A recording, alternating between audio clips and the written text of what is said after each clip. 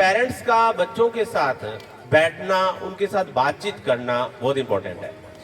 देखिए, आप लोग, मेरे को ऐसा लगता है कि होमवर्क भी करवाते हैं बहुत सारी, जैसे होमवर्क करवाना, बच्चे को उसके खाने की व्यवस्था करना, या जैसे उनका जैसा भी वो चाहते हैं उस तरह का खाना बना के देना, ऐसी बातें तो होती है। लेकिन क्या कभी ऐसा होता है आपकी लाइफ में कि बच्चे के साथ बैठ के वैसे एक चर्चा की जाए जैसे हम लोग एक एजुकेटेड पर्सन के साथ बैठ के बात करते हैं?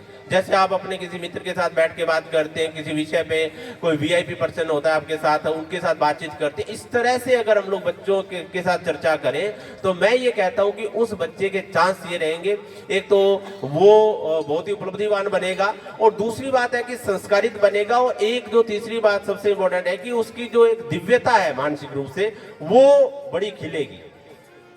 भी हम लोग बच्चे के साथ बिल्कुल चेयर लगा के इस तरह से बातचीत करें, उसको ऐसा ना समझे कि इसके अंदर कोई बहुत ज्यादा समझ नहीं है, उससे ऐसा पूछें कि बेटा मैं ये करना चाहता हूं और कैसे इसमें हो सकता है, हम लोग घर में आपस में प्रेम से रहें तो क्या करना होगा।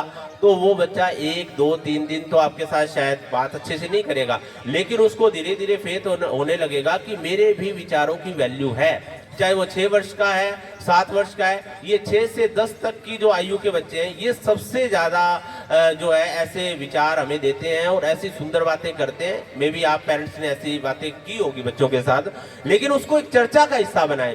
जैसे स्कूल की ओर से ये होता है कि आप बच्चों को समय दो, हमने क्या किया, बच्चों को होमवर्क करवाया, बात खत्म, बस होमवर्क ही करवाना। होमवर्क क्या क्या है, ये हम लोग जो काम करवाते हैं स्कूल का, ये क्या करता है, बच्चे को एक तरह से बौद्धिक रूप से बलवान बनाता है। लेकिन अगर हम लोग उसके साथ चर्चा करते हैं, थोड़ा सा जैसे उनके संस्कारों के बारे में बात करना, संगत के बारे में बात करना, कुछ उनसे उनके व्यू पूछना, ये एक बॉन्डिंग बनाती है पेरेंट्स और बच्चे के बीच में। और दूसरी बात ये है कि वो जो समस्याएं आज आ रही हैं, देखो बच्चे को जब सींचा गया बचपन से तो वही दरख्त हरा होगा।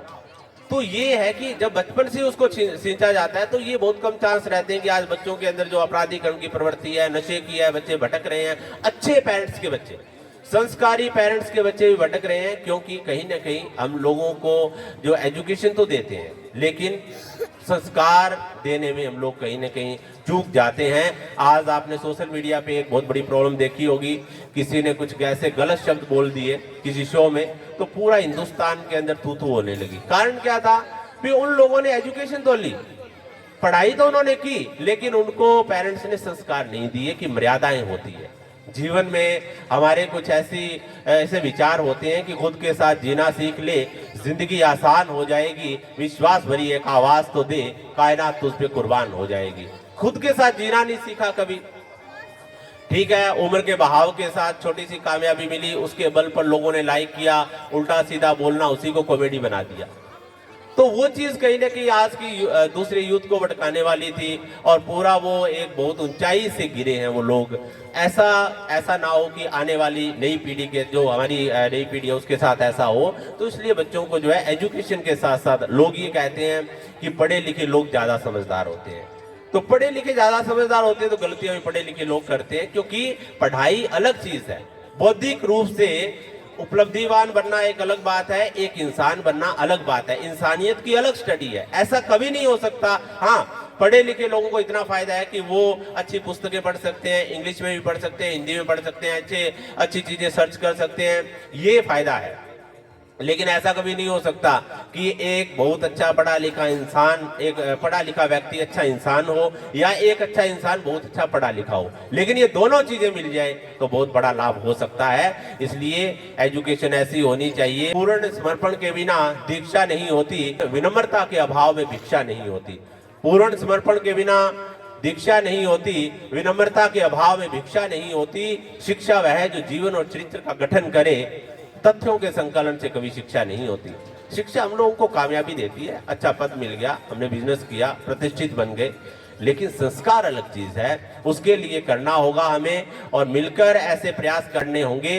ये प्रॉब्लम्स खत्म हो रही है आज कि बच्चे एजुकेटेड नहीं है, नंबर कम है, बच्चे हर चीज में आगे हैं, लेकिन प्रॉब्लम वहीं आ रही है कि बच्चों को एक मशीन बना दिया जाता है। तो इसके लिए सभी पेरेंट्स, सब लोग प्रतिबद्ध होंगे और बच्चों को एजुकेशन के साथ साथ ऐसी चीजें जरूर सिखाने का प्रयास करेंगे। अगर आप सिखाते हैं, ऐसी कोई भी पेरेंट सिखाता है तो कृपया मंच पर आके बताएंगे। श्री राजेंद्र जी तिवारी। एक बार तालियों के साथ, जोरदार तालियों के साथ स्वागत करेंगे। स्कूल का नाम हो, अपने बच्चों का भी नाम हो और हमारे बच्चे आगे अच्छा भविष्य में अच्छा करें। धन्यवाद।